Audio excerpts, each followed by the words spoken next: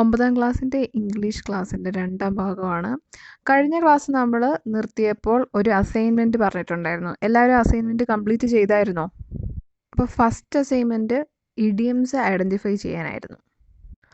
I think it was in the form of a diary entry. അതൊരു diary എൻട്രിയുടെ ഫോമിലായിരുന്നു അല്ലേ? രവിയുടെ ഡയറി എൻട്രി ആയിരുന്നത്. സോ നിങ്ങൾ ഏതൊക്കെ റൗണ്ട് ചെയ്തെന്ന് നോക്കാം. ഞാനും കൂടി ആൻസേഴ്സ് ഒന്ന് പറയാം. First one raining cats and dog. Second one felt blue. Next is once in a blue moon. And the next one is ball in one's court. And the last one is a red letter day. So these all are the idioms that we identified in the Ravi's diary entry. Raviയുടെ diary എൻട്രിയിൽ നമ്മൾ കണ്ടുപിടിച്ച idioms ഇതെല്ലാമായിരുന്നു. So what was the another activity? അടുത്ത activity എന്തായിരുന്നു? So you are asked to identify the meaning. So there were meanings and in the left side you need to write the correct idioms. അപ്പോൾ left സൈഡിൽ right സൈഡിൽ meaning ഉണ്ടായിരുന്നു, left സൈഡിൽ നിങ്ങൾക്ക് അവിടെ correct idiom എഴുതണമായിരുന്നു. അത് നിങ്ങൾ ചെയ്തോ? സോ ഫസ്റ്റ് മീനിങ് കൊടുത്തിരുന്നത് ഫീൽ സാഡ് എന്നുള്ളതായിരുന്നു. അപ്പോൾ അതിന് ചേരുന്ന ഇഡിയം ഏതാണ്? Felt blue. അടുത്ത meaning somebody's responsibility to take action. അതിൻ്റെ ഇഡിയം എന്താണ്? അതിൻ്റെ ആൻസറാണ് ബാൾ ഇൻ വൺസ് കോട്ട്. അതിന് ചേരുന്ന ഇടിയാണ് ball in one's court. Happening very rarely.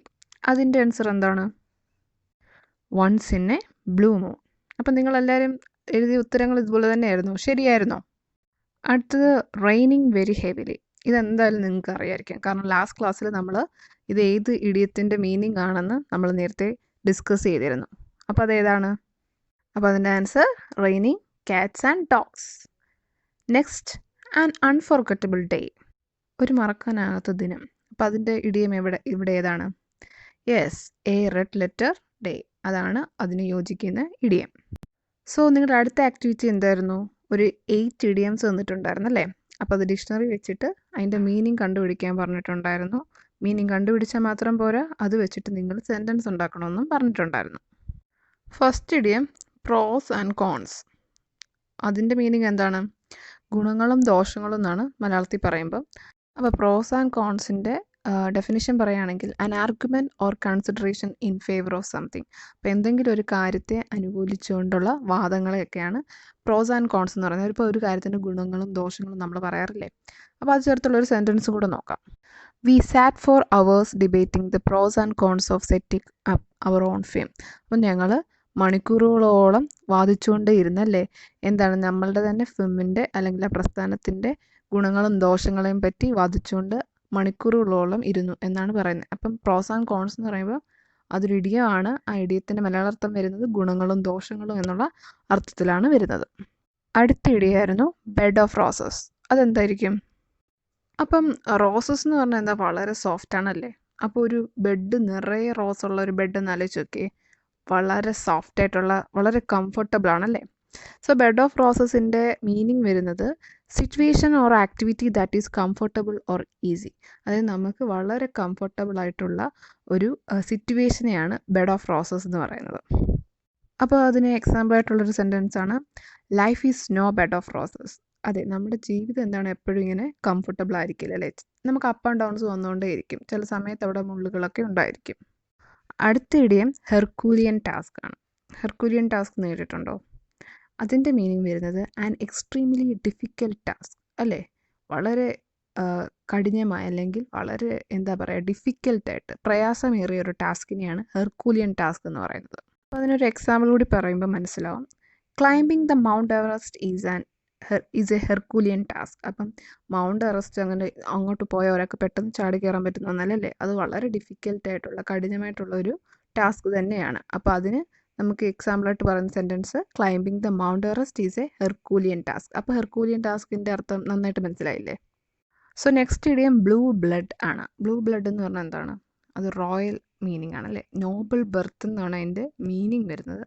അതായത് രാജകീയമായ അല്ലെങ്കിൽ ഉന്നത കുലജാതകനാണെന്നൊക്കെ ചിലർ റെപ്രസെൻറ്റ് ചെയ്യാൻ വേണ്ടിയിട്ട് ഉപയോഗിക്കുന്ന ഒരു വേർഡാണ്.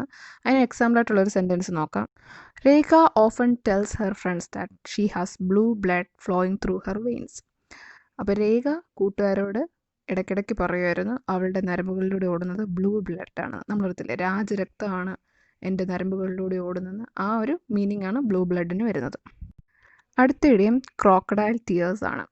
ഇത് മിക്കവാറും എല്ലാവരും കേട്ടിട്ടുണ്ടായിരിക്കും അല്ലേ? മലയാളത്തിൽ മുതലക്കണ്ണീര് നമ്മൾ എപ്പോഴും ഇങ്ങനെ പറയാറുള്ളൊരു വേർഡാണ് ഈ idiom.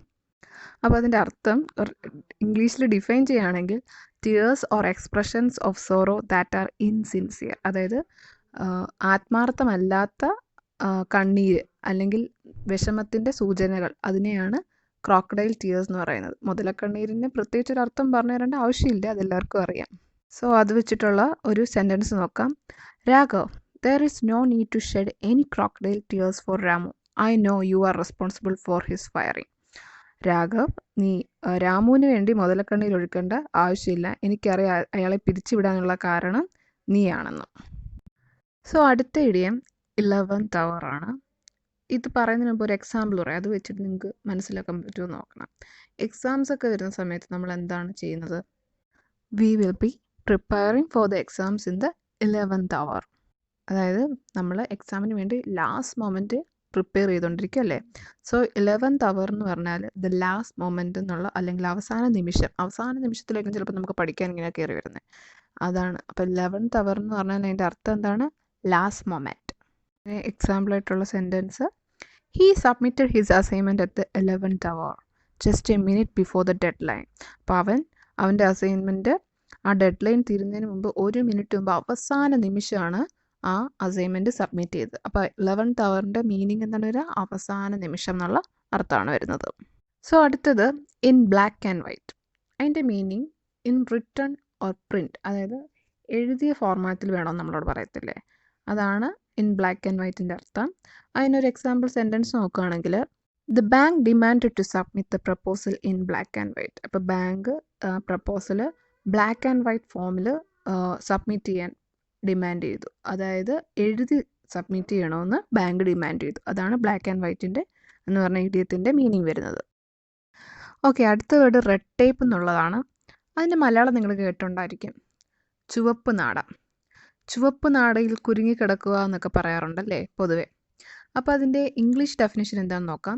Excessive bureaucracy or adherence to official rules and formalities especially in a public process. അപ്പോൾ ഒരു സാധാരണയായിട്ട് ഇത് പബ്ലിക് പ്രോസസ്സ് നടക്കുമ്പോഴാണ് നമുക്കിപ്പോൾ ഒരു കാര്യം നടന്നു കിട്ടണമെങ്കിൽ ഒരുപാട് നൂലാമാലകൾ ഉണ്ടായിരിക്കും അല്ലേ? അപ്പോൾ അങ്ങനത്തെ ഒരു സന്ദർഭത്തെയാണ് റെഡ് ടേപ്പ് എന്ന് പറയുന്നത്. അപ്പോൾ അത് ചേർത്തിട്ടുള്ള ഒരു സെൻറ്റൻസ് നമുക്ക് നോക്കാം. There was so much red tape surrounding the investigation that the inspector couldn't get in to look at it until all of his papers were cleared. അപ്പോൾ ഇവിടെയും ആ നൂലാമാലകൾ കുറേ കാര്യങ്ങൾ ചെയ്ത് തീർക്കാനുണ്ടായത്. അങ്ങനെ ചുവപ്പ് നാടയിൽ കുരുങ്ങിക്കിടക്കുന്ന ഒരു കാര്യം തന്നെയാണ് ഇവിടെയും പറയുന്നത്. അപ്പം നിങ്ങളെല്ലാവരും കഴിഞ്ഞ അസൈൻമെൻറ്റിൻ്റെ ഈ ഉത്തരവൊക്കെ ശരിയായിരുന്നോ? കുഴപ്പമില്ല, ചിലർക്കൊക്കെ തെറ്റിപ്പോയിട്ടുണ്ടായിരിക്കും, അതൊന്നും സാരമില്ല. എങ്കിൽ നിങ്ങൾക്ക് റീറൈറ്റ് ചെയ്യാവുന്നതേ ഉള്ളൂ. അപ്പോൾ നമ്മൾ ലാസ്റ്റ് ക്ലാസ്സിലൊരു സ്റ്റോറി പഠിച്ചിരുന്നല്ലേ? ആ സ്റ്റോറിയുടെ പേരെന്തായിരുന്നു? The race. And who was the main character in the story? ആ കഥയിലെ പ്രധാന കഥാപാത്രം ആരായിരുന്നു? തരുൺ അല്ലേ? What kind of a boy was Tarun? Tarun എങ്ങനെയുള്ളൊരു കുട്ടിയായിരുന്നു? Was he good in studies? അവൻ പഠിക്കാൻ മിടുക്കനായിരുന്നോ? അല്ലല്ലേ. Was he an average student? അവനൊരു ആവറേജ് സ്റ്റുഡൻ്റ് ആയിരുന്നോ? അതെ, he was a mediocre student. Is he good in running? അവൻ ഓടാൻ മിടുക്കനായിരുന്നു? ആയിരുന്നല്ലേ, അവൻ ഓടാൻ വളരെ മിടുക്കനായിരുന്നു. Does he have any brother or sister? അവന് ഒരു സഹോദരനോ സഹോദരിയോ വല്ലതും ഉണ്ടായിരുന്നോ? യെസ്, അവനൊരു ബ്രദർ ഉണ്ടായിരുന്നല്ലേ. അയാൾ എൻജിനീയറിങ്ങിന് പഠിക്കുകയായിരുന്നു. എൽഡർ ബ്രദർ ആയിരുന്നല്ലേ, ഒരു മൂത്ത സഹോദരനായിരുന്നു. And what about him? Is he good at studies? അയാൾ പഠിക്കാൻ മിടുക്കനായിരുന്നോ? Yes, he is doing engineering in a very famous college. അപ്പോൾ അവന് ഒരു പേരുകേട്ട കോളേജിൽ എൻജിനീയറിങ് പഠിച്ചുകൊണ്ടിരിക്കുകയായിരുന്നു. ഓക്കെ, അപ്പോൾ ഇനി ഒരു ക്വസ്റ്റ്യൻ ഉണ്ട്. Where was Tarun sitting? Tarun എവിടെ ഇരിക്കുകയായിരുന്നു? He was sitting on a bench. അവനൊരു ബെഞ്ചിലിരിക്കുകയായിരുന്നല്ലേ. Was he happy or sad? അവൻ സന്തോഷത്തിലായിരുന്നോ അതോ ദുഃഖത്തിലായിരുന്നോ? He was very sad. അവൻ വളരെ ദുഃഖത്തിലായിരുന്നല്ലേ. Will somebody come there to meet him? അവനെ കാണാൻ അവിടേക്ക് ആരെങ്കിലും വന്നായിരുന്നോ?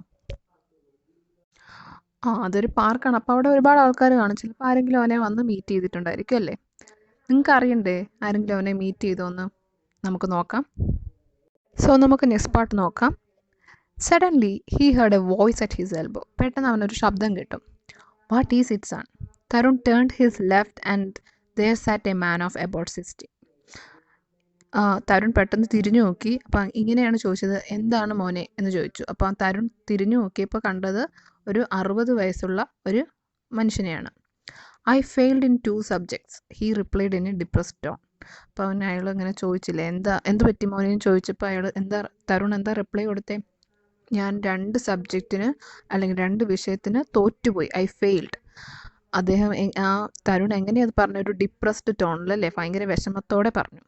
The man smiled sympathetically and said, life is full of ups and downs my boy. അപ്പോൾ ആ മനുഷ്യൻ എന്ത് ചെയ്തു? അവൻ്റെ അടുത്ത് വന്നിരുന്ന 60 വയസ്സ് നിൽക്കുന്ന മനുഷ്യൻ സിമ്പതിയോടെ ചിരിച്ചുകൊണ്ട് പറഞ്ഞു, മോനെ, ജീവിതം എന്ന് പറഞ്ഞാൽ മുഴുവൻ ഉയർച്ചയും താഴ്ചയാണ്. Life is full of up and downs എന്ന് പറഞ്ഞു. By the way, I am Ram Narayanan and you are one of the best runners I have ever seen. അപ്പോൾ അയാൾ പറഞ്ഞു, എന്തായാലും ഞാൻ രാം നാരായണാണ്, പിന്നെ ഞാൻ കണ്ടതിൽ വെച്ച് ഏറ്റവും ബെസ്റ്റ് റണ്ണർ, ഏറ്റവും ബെസ്റ്റായിട്ട് ഓടുന്ന ഒരാളാണെന്ന് പറഞ്ഞു. ഞാൻ കണ്ടിട്ടുള്ളതിൽ വെച്ച് ഏറ്റവും best runner, the best runner I have ever scene എന്ന് രാം നാരായണൻ പറഞ്ഞു. Ram Narayanan? Are you the same Ram Narayan who won an Olympic medal in the 400-meter race in 1960s? അപ്പോൾ അവൻ നെട്ടലോട് ചോദിച്ചു, രാം നാരായണൻ നിങ്ങൾ തന്നെയാണോ ആ 1960 ഒളിമ്പിക് മെഡൽ വിൻ ചെയ്ത ആ 400 മീറ്റർ റേസിൽ ഒളിമ്പിക് മെഡൽ കിട്ടിയ ആ രാം നാരായണൻ ആണോ നിങ്ങൾ എന്ന് ചോദിച്ചു. Tarun couldn't hide his excitement. Tarun അവൻ്റെ ആവേശം ഒളിപ്പിച്ചു വെക്കാൻ സാധിച്ചില്ല. Yes, PAT came the reply. അവനെ തൊട്ടുകൊണ്ട് പറഞ്ഞു, അതെ. അപ്പോൾ രാം നാരായണനാണോ എന്ന് ചോദിച്ചതിൻ്റെ ഉള്ള ഉത്തരം പറഞ്ഞു, അതെ, ഞാൻ രാം നാരായണനാണ്. Tarun was dazzled. തരുൺ ഞെട്ടിത്തെരിച്ചിരിക്കുകയായിരുന്നു അല്ലേ. Son, I have been watching you for the past 45 minutes, continued Ram Narayanan, and I see a good future in you. Tarun couldn't help but blush. അപ്പോൾ തരുണിൻ്റെ അടുത്ത് പറഞ്ഞു, മോനെ, ഞാൻ നിന്നെ കഴിഞ്ഞ 45 മിനിറ്റായിട്ട് ശ്രദ്ധിച്ചുകൊണ്ടിരിക്കുക, നീ ഓടുന്നത് കണ്ടുകൊണ്ടിരിക്കുകയാണ്, നിനക്ക് നല്ലൊരു ഭാവി ഞാൻ കാണുന്നുണ്ട്. അപ്പോൾ തരുൺ ഒന്നും പറഞ്ഞില്ല, ഒന്നും പറയാതെ അവൻ്റെ മുഖമൊക്കെ ബ്ലഷായി അല്ലേ. All you need to do is keep that passion burning in you and never give up. Have you joined some training school? The man enquired. അപ്പോൾ അദ്ദേഹം പറഞ്ഞു, നീ ചെയ്യേണ്ട കാര്യം എന്ന് വെച്ചാൽ നിൻ്റെ ആ പാഷൻ നിൻ്റെ ഉള്ളിൽ തന്നെ വെക്കുക, അത് ഒരിക്കലും വിട്ട് കളയരുത്, never give up. Have you joined some training school? നീ ഏതെങ്കിലും ട്രെയിനിങ് സ്കൂളിൽ ചേർന്നോ? The man enquired. ആ മനുഷ്യൻ തരുണിനോട് അന്വേഷിച്ചു. Tarun smile faded and he seemed distraught. തരുണിൻ്റെ മുഖത്തെ ആ ഒരു സന്തോഷം പെട്ടെന്നങ്ങ് കെട്ടുപോയി അല്ലേ. A training school is very expensive so. ഒരു ട്രെയിനിങ് സ്കൂൾ എന്ന് പറഞ്ഞാൽ ഭയങ്കര വിലപിടിപ്പുള്ളതാണ്, അവിടെ പോയി ട്രെയിനിങ് ഒക്കെ നടത്താൻ അവന് കാശില്ല അല്ലേ. ആൻഡ് ഐ ആം അൺഎംപ്ലോയ്ഡ്, എനിക്കാണെങ്കിൽ ജോലിയുമില്ല. സെഡ് തരുൺ അദ്ദേഹത്തോട് പറഞ്ഞു, ട്രെയിനിങ് സ്കൂളിലൊക്കെ ഒരുപാട് കാശ് ചിലവാകും, എനിക്കാണെങ്കിൽ ജോലിയില്ല. Feeling happy that he could joke even in these circumstances. അപ്പോൾ അവന് തന്നെ എന്ന് വെച്ചാൽ അവന് ജോലിയില്ല, ജോലി കിട്ടാനുള്ള പ്രായമായിട്ടില്ല, ആ സമയത്തും ഇങ്ങനെയുള്ള സാഹചര്യത്തിലും അവന് തമാശ പറയാൻ പറ്റിയല്ലോ എന്നുള്ളത് ഓർത്തിട്ട് അവന് സന്തോഷം തോന്നി. Feeling happy that he could joke even in these circumstances. But Ram Narayanan seemed pretty serious. പക്ഷെ രാം നാരായണൻ ചോദിച്ചത് സീരിയസ് ആയിട്ടായിരുന്നു. I will train you if you want, but I put forward A condition. അപ്പം രാം നാരായണൻ പറഞ്ഞു, നിനക്ക് വേണമെങ്കിൽ ഞാൻ നിന്നെ ട്രെയിൻ ചെയ്യാം, പക്ഷെ ഒരു കണ്ടീഷനുണ്ട്. What is your condition? Tarun's voice showed curiosity and anxiety. Tarun ആകാംക്ഷയോട് ചോദിച്ചു, എന്താണ് ആ condition? There is a race on Children's Day at Nehru Stadium.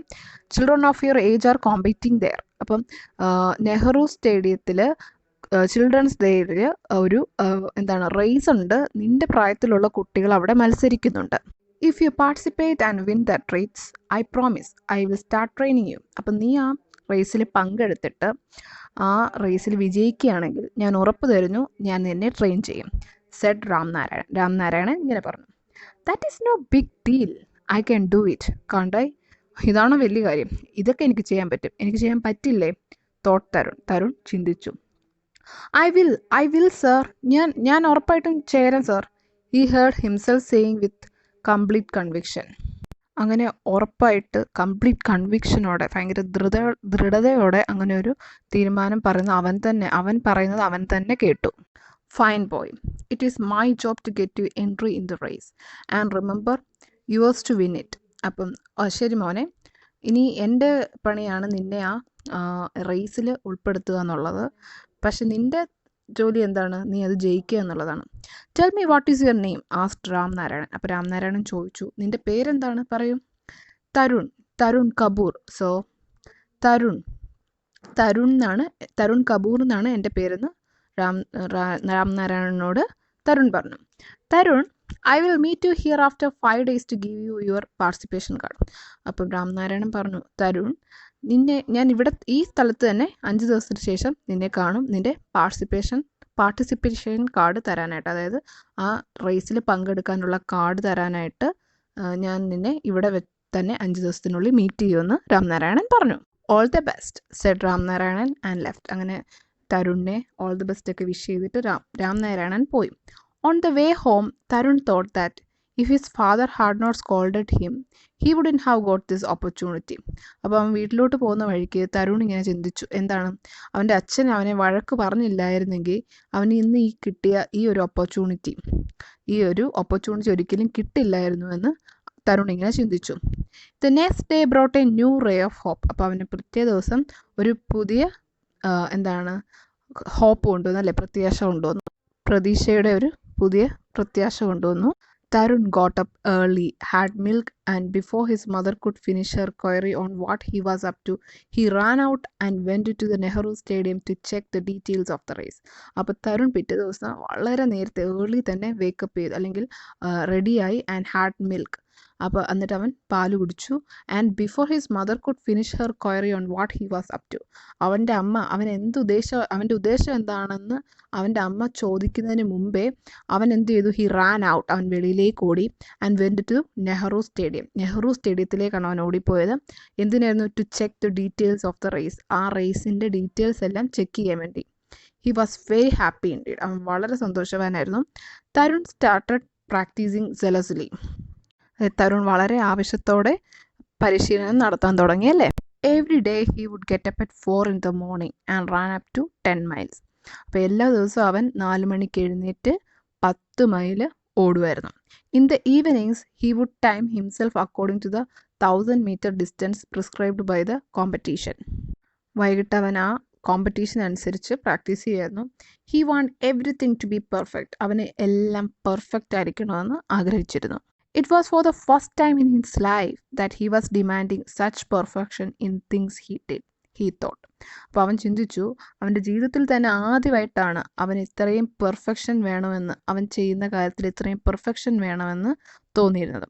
He also wanted someone to back him up. So he told everything to his mother. അതുപോലെ അവനെ support ചെയ്യാനും ഒരാൾ വേണമായിരുന്നു. അതുകൊണ്ട് തന്നെ അവൻ്റെ അമ്മയോട് അവൻ എല്ലാ കാര്യങ്ങളും പറഞ്ഞു.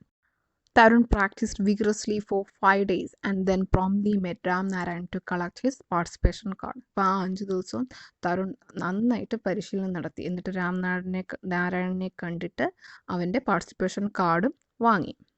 He gazed at the piece of paper on which his name had been printed boldly. അപ്പോൾ അവൻ്റെ പാർട്ടിസിപ്പേഷൻ കാർഡ് കിട്ടിയില്ലേ, ആ പേപ്പറിൽ അവൻ്റെ പേര് ഇങ്ങനെ ബോൾഡായിട്ട് പ്രിൻ്റ് ചെയ്തിട്ടുണ്ടായിരുന്നു. അത് നോക്കി ഇങ്ങനെ നിന്നു. It meant so much to him. അത് അവന് വിലമതിക്കുന്ന ഒന്നായിരുന്നു, അല്ലേ? However hard I must win this race thought he. എന്ത് വന്നാലും ഈ റേസ് ഞാൻ ജയിച്ചിരിക്കണമെന്ന് അവൻ ചിന്തിച്ചു. He wanted to show his father that he was not really the black sheep of the family. ഇപ്പോൾ അവൻ്റെ അച്ഛനെ കാണിക്കണമായിരുന്നു അവൻ്റെ കുടുംബത്തിലെ ബ്ലാക്ക് ഷീപ്പ് അല്ലെങ്കിൽ ഓഡ് വൺ അല്ലായിരുന്നു എന്നുള്ളത്. And that he could be good at something at least. അതായത് അവൻ എന്തെങ്കിലും ഒന്നിൽ കഴിവുണ്ടായിരുന്നു എന്ന് വീട്ടുകാരെ തെളിയിക്കണമെന്ന് അവന് അതിയായ ആഗ്രഹമുണ്ടായിരുന്നു. ഇപ്പം നമ്മൾ വായിച്ചല്ലോ. അപ്പം നിങ്ങളും നിങ്ങളുടെ ടെക്സ്റ്റ് ബുക്ക് എടുത്തിട്ട് ഇതുപോലെ വായിച്ചിട്ട് നിങ്ങൾക്ക് ഡിഫിക്കൽട്ടായിട്ട് തോന്നുന്ന വേർഡ്സ് റൗണ്ട് ചെയ്ത് വെക്കുക, അതിൻ്റെ മീനിങ്സും കണ്ടെത്തുക. പിന്നെ നിങ്ങൾ സ്വന്തമായിട്ടൊരു ഡിക്ഷണറി, നിങ്ങൾക്ക് ഡിഫിക്കൽട്ടായിട്ട് തോന്നുന്ന വേർഡ്സ് എല്ലാം എഴുതി വെക്കുന്ന ഒരു ഡിക്ഷണറി ഉണ്ടാക്കുക. എന്നിട്ട് ആ ഡിക്ഷണറിയിൽ അതിൻ്റെ മീനിങ്ങും കണ്ടെത്തി എഴുതി വെക്കണം. ഓക്കെ, ഇനി നമുക്ക് ക്വസ്റ്റ്യൻസ് ചോദിക്കാം. What made Ramnarayan say life is full of ups and downs? അപ്പോൾ രാംനാരായണൻ എന്തുകൊണ്ടാണ് ജീവിതം ഉയർച്ചയും താഴ്ചയും ഉള്ള ഒന്നാണെന്ന് പറയാൻ കാരണം എന്താണ്? അപ്പോൾ എന്തായിരിക്കും എൻ്റെ ആൻസർ? തരുൺ വിഷമിച്ചിരിക്കുകയായിരുന്ന ബെഞ്ചിലല്ലേ? Ramnarayan wish to specify Tarun, who was depressed and thought of encouraging him by this general statement about life. അപ്പോൾ രാംനാരായണന് വിഷമിച്ചിരിക്കുന്ന തരുണിനെ കണ്ടപ്പോൾ അവനെ ആശ്വസിപ്പിക്കണമെന്ന് തോന്നി അല്ലേ, പെസിഫൈ ചെയ്യണമെന്ന് തോന്നി. ആൻഡ് തരുൺ എങ്ങനെ ഇരിക്കുകയായിരുന്നു, ഡിപ്രസ്ഡ് ആയിട്ട്. അപ്പോൾ രാംനാരായണൻ അവനെ ഒന്ന് എൻകറേജ് ചെയ്യണമെന്ന് വിചാരിച്ചിട്ടാണ് ജീവിതത്തെ പറ്റിയുള്ള ഇങ്ങനെയൊരു കാര്യം പറഞ്ഞത്. Life is not every time a bed of roses അല്ലേ, നമ്മുടെ ജീവിതം എപ്പോഴും കംഫർട്ടബിൾ ഒന്നും ആയിരിക്കത്തില്ല. Sometimes we need to face some sort of challenges. നമുക്ക് ചില കാര്യങ്ങൾ നേരിടേണ്ടി വരും ജീവിതത്തിൽ പല സമയത്തും അല്ലേ. Sometimes it will be very easy. ചിലപ്പോൾ നമ്മുടെ ലൈഫ് എന്താണ് നല്ല സ്മൂത്തായിട്ട് ഇങ്ങനെ പോയിക്കൊണ്ടിരിക്കുകയായിരിക്കും, ഈസി ആയിട്ട് പോയിക്കൊണ്ടിരിക്കുകയായിരിക്കും.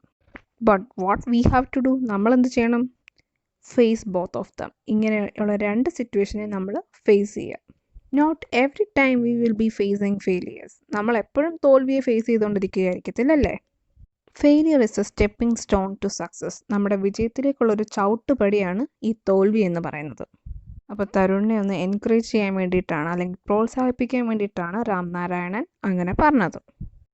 So next question, do you think Tarun's meeting with Ramnarayanan would change his life? Explain. നിങ്ങൾ വിചാരിക്കുന്നുണ്ടോ രാംനാരായണനെ കണ്ടുമുട്ടിയത് കൊണ്ട് തരുണിൻ്റെ ജീവിതത്തിൽ എന്തെങ്കിലും മാറ്റം സംഭവിക്കുമെന്ന്? Yes, Ramnarayan's words were really encouraging and inspiring for Tarun. അതെ അല്ലേ. അപ്പോൾ രാംനാരായണൻ്റെ വാക്കുകൾ തരുണിനെ എന്താണ് ഒരുപാട് പ്രോത്സാഹിപ്പിക്കുകയും ഇൻസ്പയർ ചെയ്യുകയൊക്കെ ചെയ്തു. His words might have boosted up Tarun's confidence. അപ്പോൾ ഈ രാംനാരായണൻ്റെ വാക്കുകൾ തരുണിൻ്റെ ആത്മവിശ്വാസത്തെ ഉയർത്തിയിട്ടുണ്ടാകാം.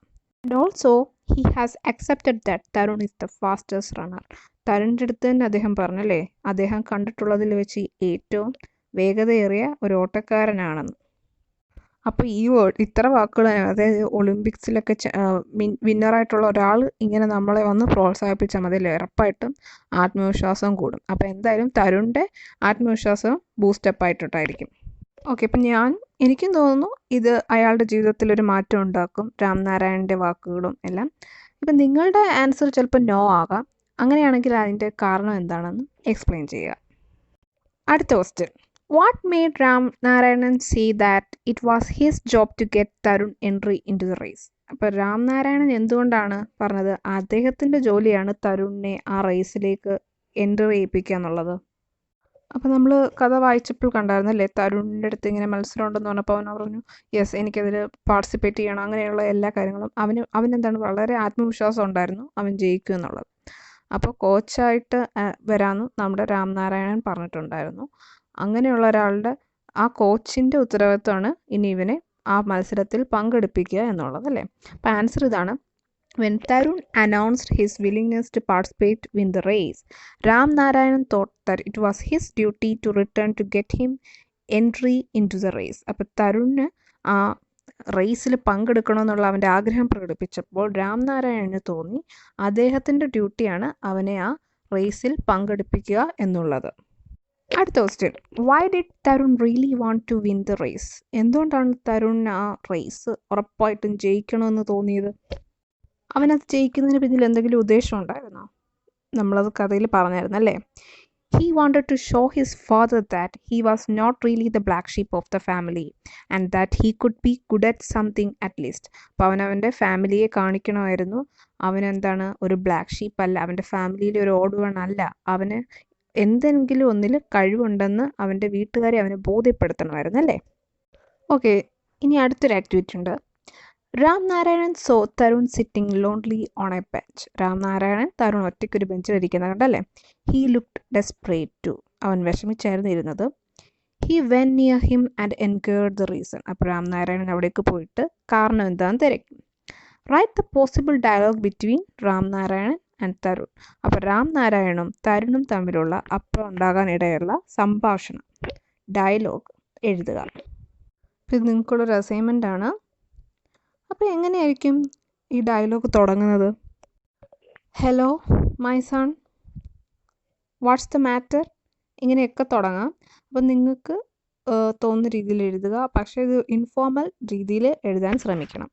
അപ്പം നിങ്ങൾ ഈ ഡയലോഗ് എഴുതിയിട്ട് നിങ്ങളുടെ ക്ലാസ് ഗ്രൂപ്പിൽ നിങ്ങളുടെ അധ്യാപികയെ കാണിക്കുക. ഇതിനെപ്പറ്റി നമുക്ക് അടുത്ത ക്ലാസ്സിൽ ഡിസ്കസ് ചെയ്യാം. ഓക്കെ, ഇനി അടുത്ത ആക്ടിവിറ്റിയിലേക്ക് പോവാം. ഇവിടെ ഒരു 4 സെൻറ്റൻസ് തന്നിട്ടുണ്ട്. റീഡ് ദ സെൻറ്റൻസസ്, അത് വായിക്കുക. അപ്പോൾ ഈ തന്നിരിക്കുന്ന സെൻറ്റൻസുകളുടെ സബ്ജക്റ്റും പ്രെഡിക്കേറ്റും നിങ്ങൾ കണ്ടുപിടിക്കണം. അപ്പോൾ first sentence, life is full of ups and downs. What is full of ups and downs? എന്താണ് അപ്പ് ആൻഡ് ഡൗൺസ് ആയിട്ടുള്ളത്? അപ്പോൾ ഇങ്ങനൊരു ക്വസ്റ്റ്യൻ, ഇങ്ങനൊരു സെൻറ്റൻസ് കാണുമ്പോൾ ചോദിക്കുക, അതെന്താണ്? ലൈഫാണല്ലേ. Who is doing the action there? ഇവിടുത്തെ ആക്ഷൻ ചെയ്യുന്ന ആരാണ്? ലൈഫ് അല്ലേ. Life can be written as subject. ഇവിടെ ലൈഫാണ് സബ്ജക്റ്റ് ഈ സെൻറ്റൻസിൽ. So what is life doing? Life എന്താണ് ചെയ്യുന്നത്? It is full of ups and downs. അപ്പോൾ ഈ up is full of ups and downs ആണ് predicate. So the person who does the action is the subject. അപ്പോൾ action ചെയ്യുന്ന ആരാണോ അതാണ് subject and action comes in predicate part. അപ്പോൾ ആക്ഷനാണ് predicate പാർട്ടിൽ വരുന്നത്. അപ്പോൾ ഒരു സെൻറ്റൻസും കൂടെ നോക്കാം, അപ്പോൾ കുറച്ചുകൂടി മനസ്സിലാവും. A training school is very expensive. What is very expensive? എന്താണ് expensive? Training school. So what is the subject? ഇവിടുത്തെ സബ്ജക്റ്റ് ഏതാണ്? Training school. And training school does what? It is very expensive. അപ്പോൾ ട്രെയിനിങ് സ്കൂൾ എന്ത് ആക്ഷനാണ് ചെയ്യുന്നത്? അത് expensive ആണല്ലേ. അപ്പോൾ ഇവിടുത്തെ പ്രെഡിക്കേറ്റ് ഏതാണ്? അപ്പം a training school comes in the subject part and is very expensive comes in the predicate part. അടുത്ത സെൻറ്റൻസ് നോക്കാം, അത് നിങ്ങളൊന്ന് ചെയ്യാൻ പറ്റുമെന്ന് ശ്രദ്ധിച്ചു നോക്കാം. Children of your age are competing there. Who are competing there? അവിടെ ആരാണ് കോമ്പീറ്റ് ചെയ്യുന്നത്? Children of your age. So that comes in the subject part. Subject പാർട്ടിൽ വരുന്നത് ചിൽഡ്രൻ ഓഫ് യുവർ ഏജ് എന്നാണ്. And what about the predicate? R competing there. അതാണ് predicate. ഇനി last one നോക്കാം. Tears were rolling down his cheeks. What were rolling down his cheeks? Tears അല്ലേ. So what is the subject? Tears. And what are the tears doing? Tears എന്താ ചെയ്യുന്നത്? Rolling down the cheeks. So where rolling down his cheeks comes under predicate. അതാണ് predicate ആവുന്നത്. സെൻറ്റൻസിനെ രണ്ടായിട്ട് തിരിക്കുന്നത് മനസ്സിലായോ? സബ്ജക്റ്റും പ്രെഡിക്കേറ്റും. അപ്പോൾ ഇതാണ് സബ്ജക്റ്റും പ്രെഡിക്കേറ്റും. ബാക്കിയൊക്കെ അസൈൻമെൻ്റ് ആണ്. അടുത്ത ക്ലാസ്സിൽ നമുക്ക് ഡിസ്കസ് ചെയ്യാം. അപ്പോൾ നിങ്ങൾക്ക് ഈ വീഡിയോ യൂസ്ഫുൾ ആയെങ്കിൽ ഇത് ഷെയർ ചെയ്യണം. അതുപോലെ തന്നെ ആദ്യമായിട്ടാണ് എൻ്റെ ചാനലെങ്കിൽ സബ്സ്ക്രൈബ് കൂടി ചെയ്തേക്കണേ.